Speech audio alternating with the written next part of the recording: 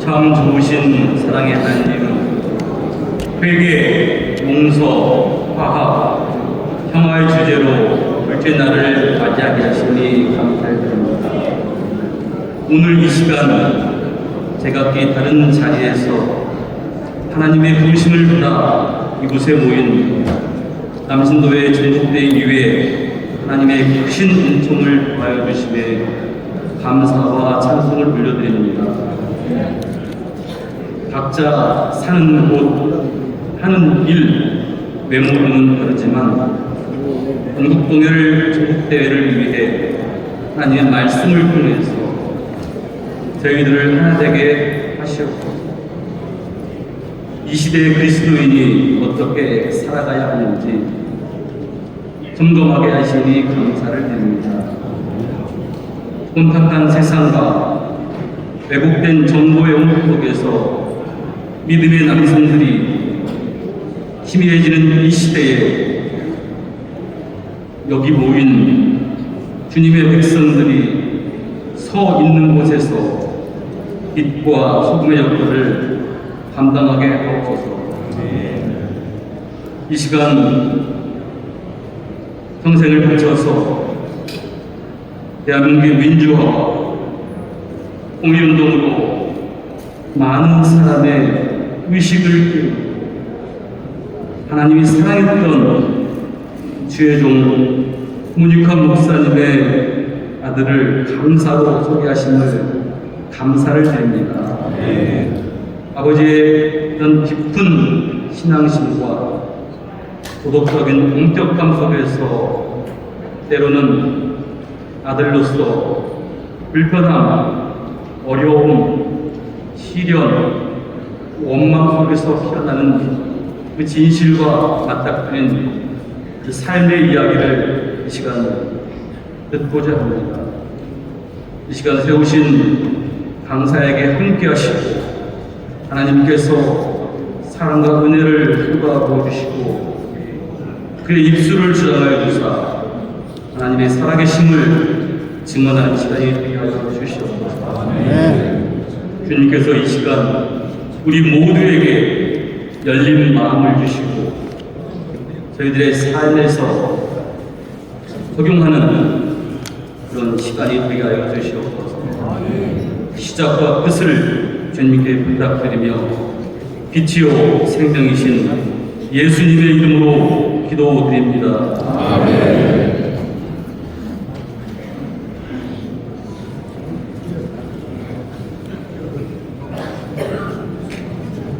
문익환 목사님의 아들이자 지금은 배우의 길을 걷고 계시는 문성군 배우님의 간증을 듣는 시간을 갖도록 하겠습니다. 나오실 때에 큰 박수로 환영해 주시면 감사하겠습니다.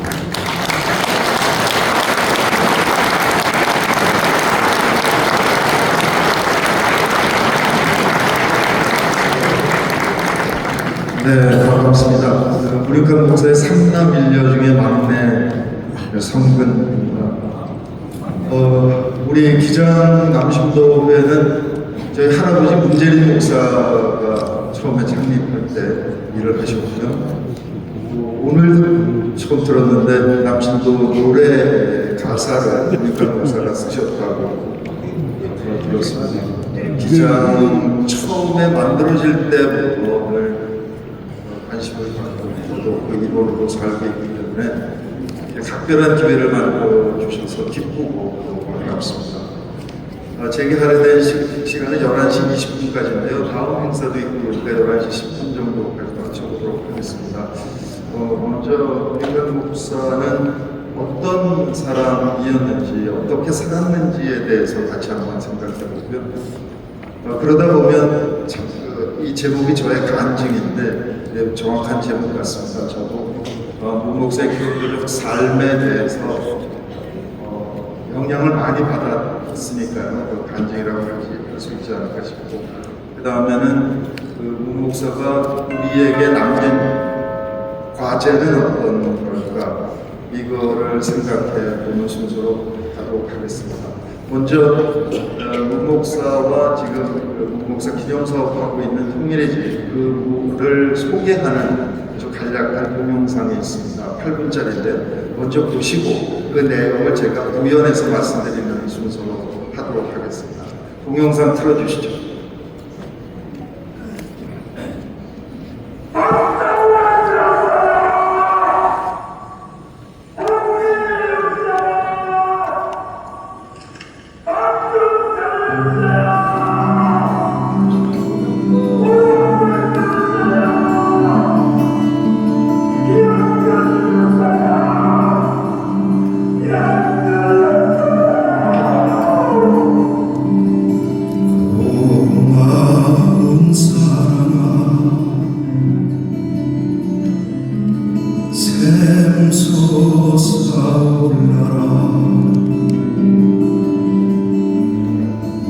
이 가슴 터지며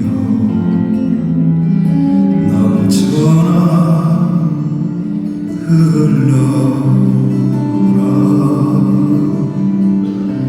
새들아 노래 불러라 나는 흘러줘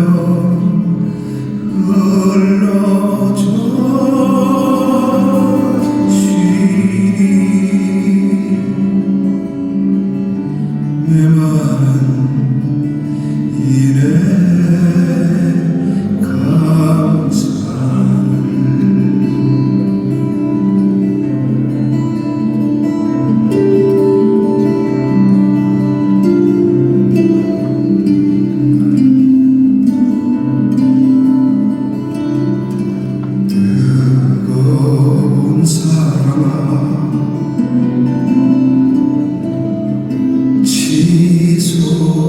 치솟아올라라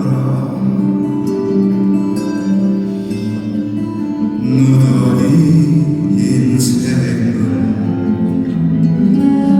불질러 버려라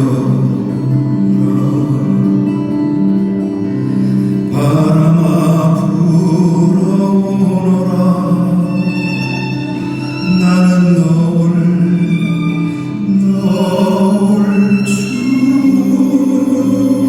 춤추리 이온 땅 녹여내면서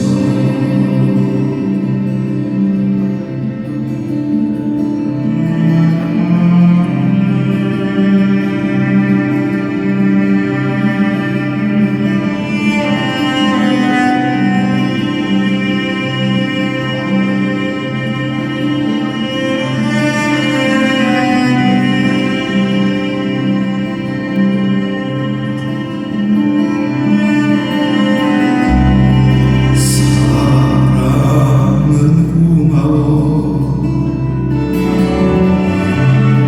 사랑은 뜨거워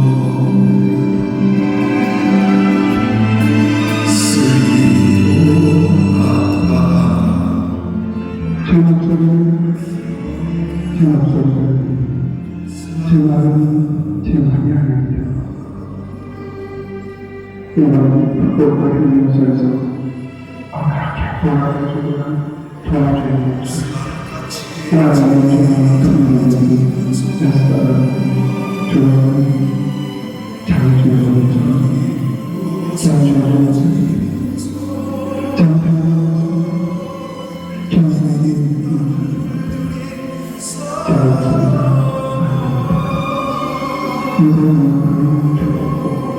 제 속에서 이 사람은 살았습니다. 이 땅 물들이 사랑아 부산에 가서 태어나는 기차적인 이 사람 붙잡고 그러나 돌아가 한층입니다. 머리가 돌지 않고 역사를 살릴 길이 있다고 생각하니 이 머리가 마땅한 거구나.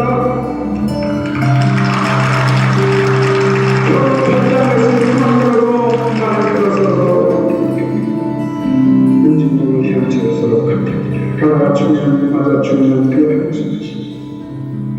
구름처럼 바람처럼 낙세고 가야지.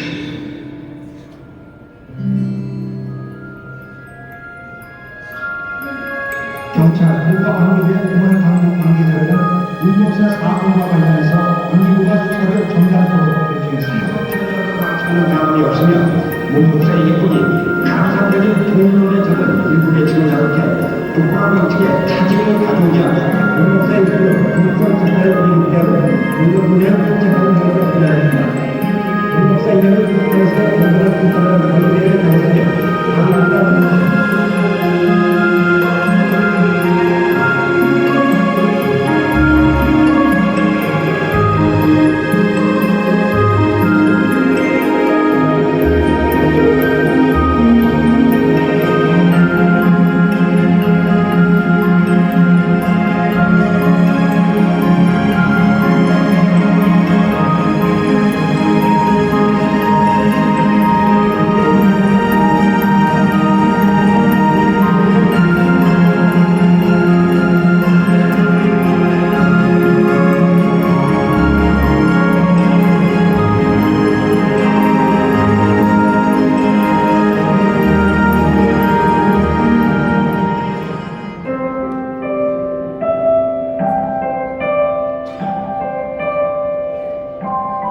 역사로 사랑하는 미쳐야 미치지 않고 역사로 사랑의 역사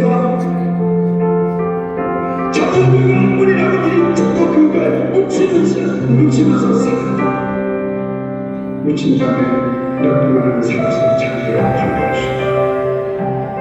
그래서 하늘은 땅 마음대로 땅을 하늘로 펴버리는 역사를 사랑이 바로 그것이 미치는 일이에요.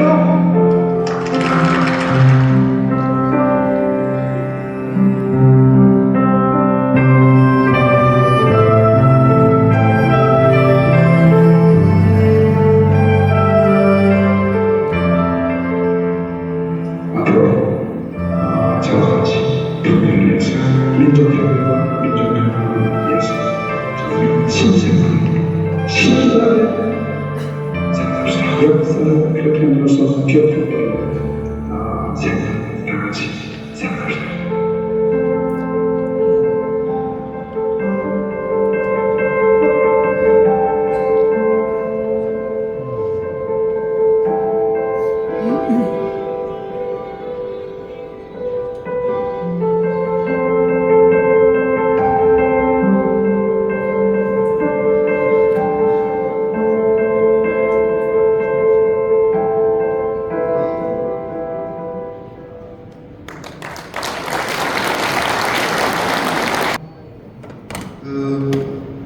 여섯 번 각방에 가십니다.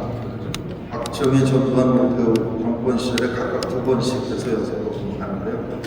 가족으로서 제일 힘들었던 것은 말릴 수가 없다는 거였습니다. 지금 뭐 교도소에 에어컨이 있네 없네 이런 얘기도 나오는데 참 그거 듣고 있으면 웃깁니다. 7, 80년대는 그냥 모기하고 함께 살았고요. 무엇보다 방 안에 그냥 푸세식 변소가 있었습니다.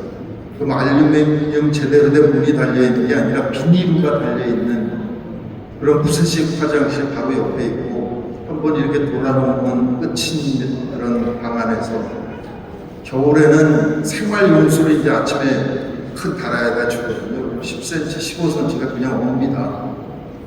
그 맨바닥에 60, 70된 노인이 담요 몇 장을 버틴 거죠. 그러니까 76년 첫 겨울에 귀, 코, 손이 다 얼어가지고 그게 80년대 초반까지 매년 겨울이면 반복되곤 했었으니까 왜 완치가 되지 않았었죠. 근데 그러니까 1년을 교도소에서 살고 나오면 다시는 들어가고 싶지 않은 곳인데 그걸 왜 이 말을 하면 들어가지, 이 행동을 하면 들어가지 알면서 6번을 거듭해서 갔습니다. 저 힘은 어디에서 나오는 걸까? 저는 그때 잘 몰랐고요. 그걸 이해하려고 노력도 하지 않았습니다. 저와 차원이 다른 사람이겠다라는 정도로만 생각해요. 그 후에 뭐 평전도 나오고 우리콘에 대한 이러저런 분석 글들을 보면서 나름대로 힘의 원천을 생각해 봤습니다. 하나는 1899년에 네 가문이 명동촌으로 이주했다는 그 갈 때 가는 목적이 첫째 좀 비옥한 땅을 일궈서 먹고 살자. 두 번째 이 땅이 원래 우리 땅인데 이대로 두면 중국 버릇이 된다. 그러니까 우리가 가서 살아야 된다. 세 번째로는 기독교를 받아들이는 거고 이 조선이 망해간 것을 찾아내려면 서양 문물을 배워야 한다. 라고 해서 마을에서 이제 기독교를 받아들이는 거죠. 그러니까 기독교를 받아들이면서 기독교적 민주 공동체라고 할까요? 그런 경험을 했고 또 하나는 명동이라는 게 동쪽을 밝게 하겠다는 글자거든요. 그러니까 독립운동을 하겠다, 인재를 키우겠다. 그러니까 거기서 생긴 민족의식이 있었겠죠. 그 다음에 두 번째 중요한 것은 68년부터 76년까지 구약 공동 번역을 하셨다는 겁니다. 잘 아시다시피 구약의 60%는 시고요. 그 다음에 이게 중국으로 들어와서 이중 삼중 번역을 한 거기 때문에 이상한 용어들이 많은데 이걸 우리말로 바꾸는 것에 집중하셨죠. 그러니까 저 기간 동안에 저희는 식탁에 앉아서 맨날 그 얘기를 들었어요. 아름다운 우리말은 그런 것이고 이를테면 태양의 제국이다. 영국 꼭 태양의 제국이라고 그러는데 태양의 제국이 도대체 무슨 뜻이냐? 해가 지지 않는 나라라는 뜻이냐? 아니면 해가 뜨거운 나라라는 뜻이냐? 그러니까 우리말은 옆으로 풀어줘야 된다. 저렇게 태양과 제국이라는 관용어 사이에 일본 말에서 온 의를 붙여서 태양의 제국 그러면 5글자를 다 들은 다음에 이게 무슨 뜻이지 생각해봐야 안다는 거예요. 해가 지지 않는 나라 그러면 해가 지지 않는 나라 그러면서 알아듣는다는 거죠. 그러니까 그런 얘기를 들어서 사실은 제가 나중에 그것이 하고 싶다라는 프로그램을 할 때 덕을 굉장히 많이 봤습니다. 그러니까 그 시사 프로그램인데 초등학교 애들도 알아들을 수 있는 프로그램이라는 평가를 받았다. 그게 문 목사가 아름다운 우리말에 대한 그거를 늘 이렇게 박상규가 한 곡인데 그 구약 성경 번역을 하면서 그 유대 사회에 있었던 현실을 우리 현실에 옮겨서 생각해요. 또 하나는 여러 선지자들이 어떻게 살았느냐를 끊임없이 공부할 수 있는 기회였다는 거죠. 그러니까 이 고통받는 세상을 벗어나 우리가 이상함을 향해서 가자라고 얘기를 하고 잡혀주는 거죠. 그런 선지자의 삶을 끊임없이 리허설을 했던 것이 되게 큰 영향을 미친 거죠. 근데 그 계기는 전태일의 죽음과 동영상에 나오는 장준하의 죽음입니다. 근데 장준하의 죽음은 그냥 어떻게 보자면 정치인 중에서 통일을 과도로 삼은 유이의 정치인이거든요. 한 사람이 김대중 정치인이고 또 한 사람이 장준하. 그러니까 굉장히 소중한 정치인이라고 늘 생각을 하고 계셨어요. 그런데 그가 죽었다고 해서 성경 번역이 사실 마무리 덜 되거든요. 최종 자구 수정을 하고 있었거든요. 그래서 감옥을 가면 안 돼요. 그런데 3.1 민주공선언을 쓸 수밖에 없었던 내적 동기는 뭡니까? 그럼 얘기가 길게 돌아가야 되는데요. 중학교를 은진중학교라는 데 다녔습니다. 윤동주 씨랑 같이. 근데 일제가 만주를 잡으면서 우리 민족학교는 4년제고 대학을 가려면 5년제 중학교를 나와요. 그래서 그때 평양 숭실학교가 신사참배를 거부하고 있었기 때문에 거기 가서 5학년을 다니려고 편입을 해요. 근데 그 해에 신사참배를 시작합니다. 그러니까 그 보이콧 운동을 하고 자퇴하고 다시 만주를 돌아와요. 어떻게 하죠? 대학을 가야 돼요. 하는 수 없이 일본 구구파가 만든 광명중학교 5학년이 입학합니다. 처음으로 일본어로 이제 교육을 받는데요. 그때 전교생을 이런 강당에다 모아놓고 졸업생들이 와서 시국 강연을 합니다. 장래 교육에 대한. 자, 출세를 위해서 일본 군관학교로 와. 이런 강연을 한 조선인들이 있었던 거죠. 그들이 1961년에 5.16 쿠데타가 났을 때 만주 인민의 그 쿠데타 세력의 3분의 1이 만주입니다. 그러니까 그 광명중학교 출신들 18살, 19살 때 출세하기 위해서 독립운동가들을 때려잡는 일본 군관학교가 라고 얘기를 그러니까 1944년에 윤동주 후쿠오카 감옥에서 1년만 버티면 해방이 됩니다. 그러니까 다시 말해서 일제에게 윤동주를 잃었고 일제에 부역했던 사람한테 장준하를 잃은 거죠. 그러니까 그래, 그럼 이제 내가 근데 어떤 자세로 하냐? 명동촌 시절부터 성경 번역하면서 끝없이 숙성시킨 예수를 따라 사는 삶. 예수를 따라 사는 삶이 기독교인의 삶이면 그 삶을 따라가면 가다가 언제든 죽을 수 있는 거예요. 그래서 76년 민주국선언 사건 이후에 대법원 확정 판결을 받고 전주교구술에 가서 민주화로 방향을 바꿔라 아니면 난 죽겠다라고 절명시 그러니까 마지막 시를 써놓고 단식을 했습니다. 23, 4일인가를 하셨는데요. 그때 써놓은 마지막 시라는 게 그런 건데요. 그러면 나는 죽는다. 나의 스승은 죽어서 산다고 하셨지. 그 말만 믿자. 그 말만 생각하자. 오늘 밤 나는 동주와 함께 별을 흐면서 죽음을 산다. 이 말입니다. 나의 스승은 김재준 목사.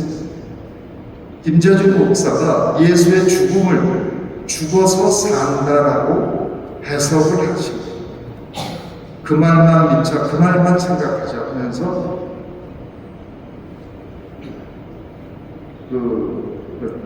단식을 하셨던 건데, 그러니까 그 자세로 뛰쳐나와서 민주국선언 사건을 하니까 저 같은 애가 아버지 첫 수감부에 나오셨을 때 이제 반감 넘으셨으니까 회고록 좀 쓰시면서 쉬시죠 그랬어요. 그랬더니 한심하다는 듯이 보시고 대답도 안 하시더라고요. 그 이후 삶을 생각하면 기가 막힌 한심한 얘기를 제가 했던 거죠. 그 삶에 6번 감옥을 갔는데 사실 국민들께 가장 강렬한 기억은 89년에 평양에 간 겁니다.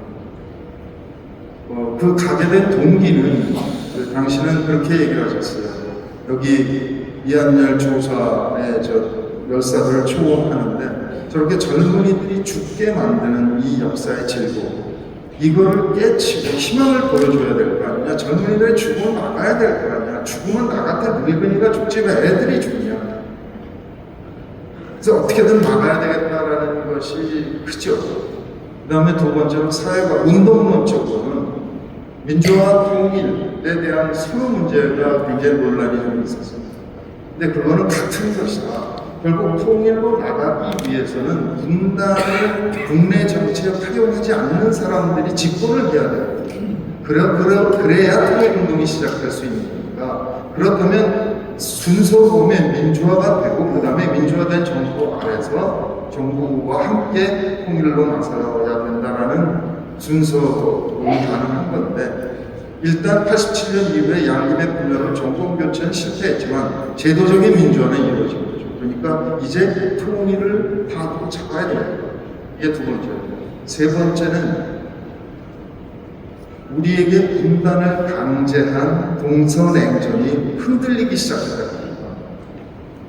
소련이 흔들리고 있었어요. 89년에. 그러니까 소련이 무너지고 나면, 동서냉전이 깨지고 나면 우리는 분단돼 있을 필요가 없지 않냐. 그러면 동서냉전이 끝난 다음에 우리는 남북이 어떻게 손을 잡고 이 분단을 극복해 나갈 것인지 김일성의 속마음을 알고 싶다. 타진해보고 싶다. 이렇게 돼서 평양에 갔습니다. 근데 그 합의의 내용은 사실은 거의 모르죠. 대부분 국민이 모르죠.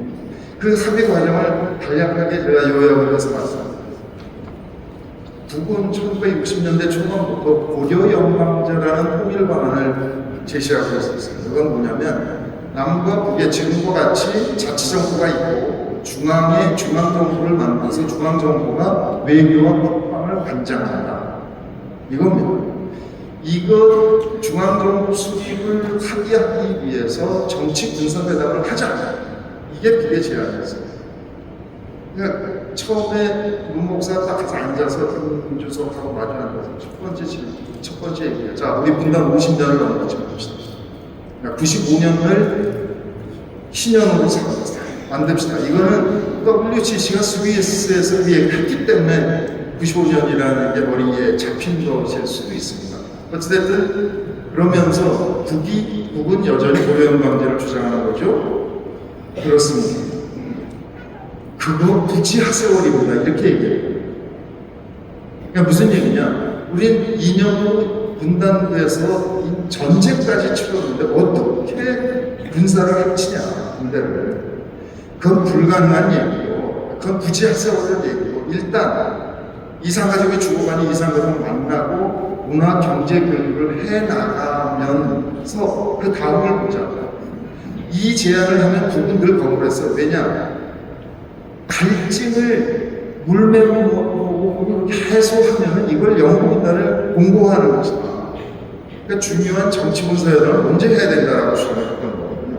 근데 그렇게 제안해놓고 멈칫거리니까 뭐라고 얘기를 하냐면 그렇게 경제 문화 교육을 하면 남쪽 민중과 북의 인민들 사이에 통일에 대한 인식이 높아지고 통일의 열기가 높아질 것이기 때문에 그러면 그 열기를 받아서 더 높은 단위의 합의도 해낼 수 있잖아요. 그랬더니 3초쯤 생각하더라고요. 좋습니다. 그렇게 합시다. 그러니까 분단 이래 남북 교섭사에 최대의 합의가 이루어진 그 순간. 그것이 90년도 국조헌법에 연방은 단꺼번에 할 수도 있고 단계적으로 할 수 있다. 이렇게 표현이 됐고 합의서에는 이제 정치군사회담과 경제문화교육의 병행 추진을 한다 이렇게 표현돼요. 그러니까 아까 나온 현정화 2분위의 남북 단일팀이 만들어져서 일본, 중국을 격파하고 세계를 제패할 때 저 단일팀이 89년 문목사의 합의에 근거해서 만들어졌던 것이죠. 그런데 독일은 소련이 89년 가을쯤에 동북아파에 대한 장악력을 놓치고 흐물어질 때 통일이 시작돼서 91년에 정말 통일을 이루었습니다. 우리는 못했죠. 그러니까 저 4.2 공동성명, 도리카 목사가 북과 합의한 4.2 공동성명서가 굉장히 장문입니다. 한번 돌아가시면 읽어보시죠. 근데 마지막 9항에 보면 뭐라고 되어 있냐면 이상의 합의를 양자는 앞으로 있을 남북 당국자 회담에서 논의의 기초가 될 수 있음을 알고 건의한다 이렇게 되어 있어요. 그러니까 나는 민간인으로서 북의 마음을 타진해서 합의했는데 이거를 남북 당국자가 정상회담을 해서 재확인하라 이거예요. 나는 그냥 만들어서 갖다 드릴 테니 하십시오. 안 했죠. 근데 89년 가을에 소련이 무너졌습니다. 그리고 미국의 1급 체제가 된 거죠, 세상에. 그러면 우리 분단돼 있을 필요가 없는 거죠. 독일을 해냈어요. 근데 우리는 정권 교체가 안 이루어지면서 추진이 되지 않았죠. YS가 정상회담 하려다가 김수정이 죽고 나서 안 했고, 2000년 가서야 이제 6.15 광복 선언이 만들어지는데, 6.15 공동선언은 바로 문 목사가 하던 4.2 공동성명서를 아주 축약해 놓은 문제입니다.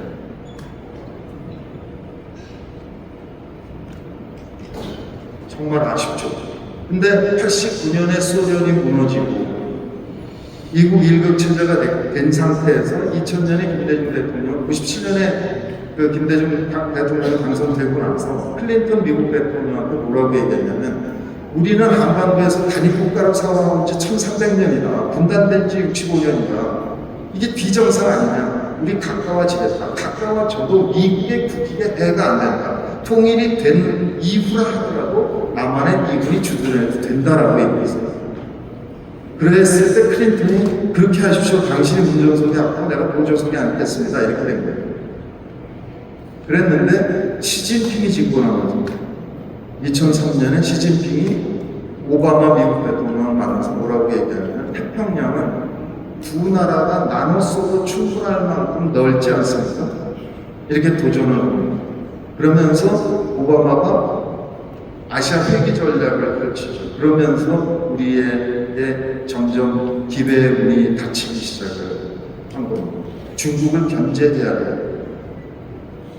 그런데 지난 윤석열 정권에서 느닷없이 중국과 러시아를 적대국화하면서 북러가 거의 군사 동맹이 거의 극으로 손을 잡게 되면서 앞으로 상당히 어려워질 수밖에 없습니다. 그러니까 김정은 트럼프 회담에서 그때 진행을 할 수 있으면 했어야 됐을 텐데, 그때 안 되고 나서 이제 트럼프가 김정은을 회담으로 다시 끌어내려면 소련과 손잡은 것보다 더 큰 이익을 확실하게 보장하지 않으면 어려워질 것이다. 라는 점에서 매우 어렵죠. 단 달라지는 측면은 중국을 견제하는데 한국을 써야 되겠다 라는 것이 아시아 회귀 전략이었는데, 트럼프는 중국을 견제하기 위해서 북한도 쓸 수 있다라고 생각을 하기 시작했다는 거예요. 그게 이제 분석가들의 얘기인데, 만약 그렇다면 그건 다른 차원이겠죠. 그러니까 어찌됐든 북러의 관계부터 남은 이익을 줘야 되는 어려운 점이, 그러면 안타깝죠. 반성을 해봅니다. 왜 우리는 해내지 못했습니까? 물론 우리 분단의 전쟁을 한 것이 제일 크죠. 그러니까 그 공포가 있어요. 불안과 공포, 적개심이 있죠. 동북은 전쟁은 아니죠. 근데 또 하나 결정적인 차이가, 동북은 1970년에 빌리 브란트라고 진보당, 그러니까 사회민주당입니다. 거기 총리가 동방정책이라는 걸 펼치면서 동독과 교류협력 사업을 시작을 했어요. 그러면서 동독의 정치범들을 돈을 주면서 사왔어요. 그러니까 그게 일종의 경제 지원이기도 하면서 고생, 인권 측면에서 고생하는 사람들 이렇게 데려오는 사업이었고, 그런데 총리실에서 동독 간첩이 적발이 됐어요. 그래서 이제 총리를 사임했습니다. 그리고 정권은 그 3인당이 조금 더 연장을 했어요. 그러다가 보수당으로 넘어갔어요. 그게 폴 수상이에요. 89년에 통일될 때 폴 수상이었는데 기독교 민주당, 보수당이죠. 보수당에서 딱 정권을 잡고 보니까 빌리 브란트 시절부터 동독에 돈을 준 거예요. 정치범을 사오라고. 그랬는데 좀 좋습니다. 대돈 커죽이다. 간첩도 있었다. 이렇게 비난을 하면 3인당의 입지가 굉장히 어려워질 수도 있었지 않았어요? 안 했어요? 자기도 계속했어요. 그러니까 민족 문제, 이 민족 분단의 문제는 앞서야죠, 다른 것은. 정치적 이익이 앞서가죠. 이걸 해내지 못해요. 호죽에 시달렸죠. 또 하나는 사실은 저렇게 김일성과 호응을 해버렸단 말이에요. 저 충격이잖아요. 우리 기독교인들 중에 우리도 공산 세력의 탄압 때문에 피난온 가족이거든요. 정말 많이 내려오셨지 않습니까? 원래 기독교가 북쪽에서부터 많이 전도가 시작돼요. 그 분노가 있죠. 그 분노가 있으면 그 다음에 모든 사고가 막힙니다. 이성적인 단계로까지 넘어가지 않는 게 내부학에서 밝혀지는 거라는데요. 하나는 통일이라고 하면 동독처럼, 동서독처럼 남북 정부가 없어지고 단일 정부가 만들어지는 그 통일만 생각합니다. 그러니까 문익환도 김대중도 생각했던 통일은 그런 게 아니에요. 긴 과정이에요. 유럽을 보면 유럽이 1950년대인가 EU를 만들 때 철강과 석탄을 공동으로 쓰자고 만든 거예요. 그것 때문에 자꾸 전쟁을 합니다. 첫 번째. 두 번째는 미국이 자본주의 시장이 너무 크니까 유럽도 좀 키울 필요가 있다. 그래야 경쟁이 가능하다고 해서 만들었거든요. 그리고 화폐 통일까지 50년이 걸렸어요. 그리고 모든 나라는 그냥 있어요. 그러니까 남북한 정부가 그대로 있고 남북한의 FTA를 하는 합의를 하는 정부, 경제적인 국경을 넓히는 정부만 하면 그것이 갖는 경제적인 효과, 그다음에 우리에게 주는 정신적인 효과는 어마어마할 수 있는 거죠. 그러니까 유럽처럼 앞으로 50년, 60년, 100년을 보면서 차분히 정치적인 통일은 언제 올지 아무도 모르는 채 교류협력과 적대만 해소해가도 되는데 그것이 되지 않아요. 아까 이제 맨 마지막에 우 목사님께서 민주는 민중의 부활이요 통일은 민족의 부활이요 기독교적 발상이죠. 이게 87년 이전까지는 그렇게 얘기했는데 이후에 뭐라고 얘기하냐면 이는 자주 없이는 성취될 수 없다 라고 합니다. 근데 우리는 자주라는 말을 언급조차 하는 거 쉽지 않아요. 불안해합니다. 뭐 어쩌자는 거야? 자주. 그 이미 주체하고 비슷한 거 아니야? 지금 트럼프가 저 관세 폭탄을 전 세계로 날리는데 저걸 비판하지 않는 나라, 비판하지 않는 언론, 전 세계 누가 있죠? 물론 반국 전쟁의 국방부. 그러니까 이게 우리에게 가장 어려운 과제. 그러니까 중국에 조선 500년 4대를 했기 때문이냐? 반국 전쟁 때문에 이거 하나로 1시간 논의를 해봐야 되는데 어찌됐든 정치는 국민 수준만큼 발전하는 것이고 외교 역시 국민이 용납하고 동의하는 수준에서 진행할 수 있는 거죠. 그러니까 이 점이 앞으로 우리에게 참 중요한 과제일 것이라고 생각합니다. 문익환 목사의 동생이 이제 문동환 목사입니다. 6주기 되셨는데 돌아가시니까 이제 말년에 몸이 수행하셔서 예배 활동을 못하고 이제 집에만 누워 계신데 공중 면회를 했습니다. 가면 정말 열정적으로 질문을 하세요. 이거 어떻게 될 것 같냐? 다음 정권 교체 가능하냐? 질문을 합니다. 근데 제가 그때 뇌과학 논문을 하나 본 게 있습니다. 뇌과학자들이 궁금했던 거 맨날 보수당을 찍는 사람하고 맨날 진보당을 찍는 사람이 있잖아요. 그 왜 이렇게 판단을 할까? 그래서 한 50명을 맨날 진보당 찍는 사람 50명, 보수당 찍는 사람 50명을 모아놓고 뇌의 반응을 본 거죠.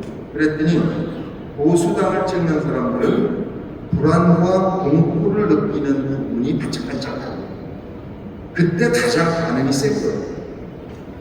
그리고 진보당을 투쟁하는 사람들은 공감하는 부분이 반짝반짝. 그러니까 측은지심 같은 게 생기는 거예요. 그러니까 예를 들어서 세월호가 가라앉았어요. 17살짜리 아이는 모든 가족에게 다 있습니다. 손자가 됐든 아들이 됐든 오빠가 됐든 동생이 됐든 조카가 됐든 다 있잖아요. 그런 내 가족 중에 그 아이가 나에 가라앉았어라는 그걸 생각하면 가슴이 아프고 그 가족은 어떨까? 저걸 생중계로 보았는데 라는 마음에 가슴이 아프죠. 근데 불안과 공포 쪽에 강한 분은 아니 저거 교통사고 아니 교통사고로 애들이 죽었는데 그 제주도 수학여행 가라고 누가 떠밀었어. 교통사고로 죽었는데 왜 대통령한테 책임을 져? 저것들 빨갱이 아니야? 그때 여기 노란 리본 달고 다니는 여고생들이 길거리에서 할아버지들한테 폭행을 당하는 일들이 종종 신문에 보도된 적이 있습니다. 그런 얘기.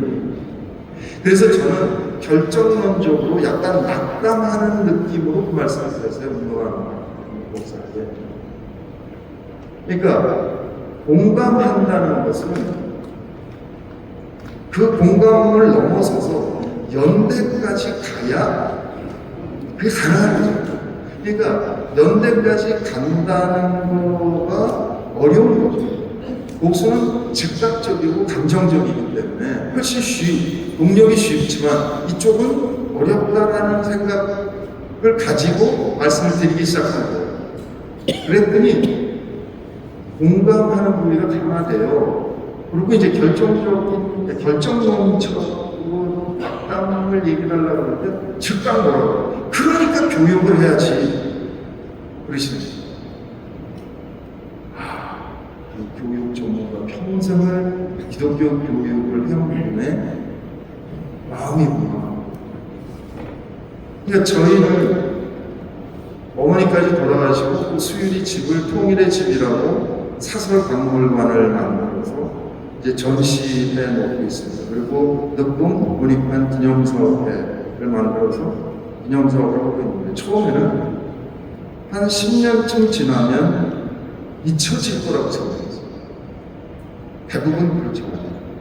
그런데 10년, 15년 가도 잊혀지지가 않고 때로는 강하게 다시 문익환을 호출해요. 그가 민주화 통일을 위해 노력을 했다면 민주화는 제도적인 분주화는 이루어졌고 빛의 혁명을 하면서 이런 지금 같은 세계적인 모범 민주국가를 보여주고 있으니까 그거는 해소된 측면이 있죠. 그런데 분단은 극복되지 않았기 때문에 문익환은 잊혀질 수가 없는 거예요. 이게 막내 아들인 제가 이제 7순이 넘었거든요. 이거 어떻게 하지? 이걸 우리가 언제까지 할 수 있지? 이런 생각이 들어요. 근데 운동한 목사의 그 말씀을 듣고 이거 우리가 적으면 안 되는 거예요. 아, 저렇게 사셨구나. 그런 생각이. 그래서 지금 통일의 집을 운영하면서 거기 이제 종종 교회 단위로, 남신교회 이렇게 단위로 그 관람 도시나 이제 우리가 그 설명도 해드리고 그러는데 특히 기장교회에서 오시면 참 기쁘죠. 네, 좀 쉽지 않은 점은 제가 이제 노사모라는 활동을 했었고 노무현 대통령 때문에 국민의 명령이라고 유쾌한 밀란 야권 통합운동도 했었어요. 그러면서 이렇게 시민사회단체를 보면 기본적으로 구원회원이 한 1000명 되면 기본적으로 불러갈 수 있거든요. 시민단체는. 근데 뭐 노사모나 국민의 명령은 한 10,000명 이상 구원회원이 있는 큰 규모의 활동이었지만 통일의 집은 구원회원이 지금 한 250명 됩니다. 그러니까 기본적인 운영이 안 되는 상태죠. 그래서 이거를 어떻게 할 수 있을까에 대한 어려움은 갖고 있지만 그럼에도 문익환 목사든 운동한 목사든 문재인 목사든 그런 마음을 갖고 사셨기 때문에 여전히 기도하는 마음으로 운영을 해나가는 네, 제 얘기는 여기서 마치고요. 11시 10분 정도에 마무리를 할 테니까 5분 정도 혹시 질문할 게 있으시면 질문 말씀드리도록 하겠습니다. 고맙습니다.